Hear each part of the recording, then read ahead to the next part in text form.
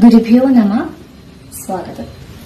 അപ്പോൾ നമുക്ക് പഞ്ചനടയിലത്തെ ഏറ്റവും അവസാനത്തെ സ്റ്റെപ്പാണ് ഞാൻ നിങ്ങളോട് ഷെയർ ചെയ്യുന്നത്.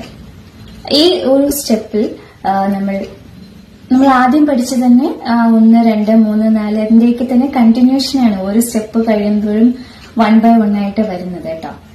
അപ്പൊ നമ്മൾ 1ഉം 2ഉം പഠിക്കുകയാണെങ്കിൽ നമുക്ക് തക്കിട്ട മൂന്നാമത്തെ നമുക്ക് പഠിക്കാൻ എളുപ്പമാണ്. അത് കഴിഞ്ഞ് 3 പഠിച്ചു കഴിയുമ്പോൾ 4 അതിന്റെ കണ്ടിന്യൂഷൻ.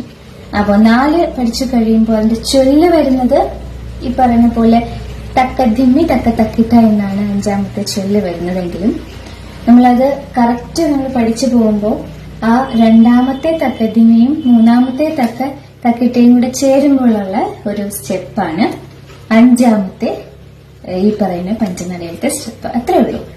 കാര്യം നിസ്സാരമാണ്. മനസ്സിലായോ? അപ്പൊ ഇന്ന് നമ്മൾ നോക്കുന്നത് എന്താണ്? 5ാമത്തെ സ്റ്റെപ്പാണ്. സങ്കീർണമാണ്, സങ്കീർണ ജാതിയാണ് വരുന്നത്.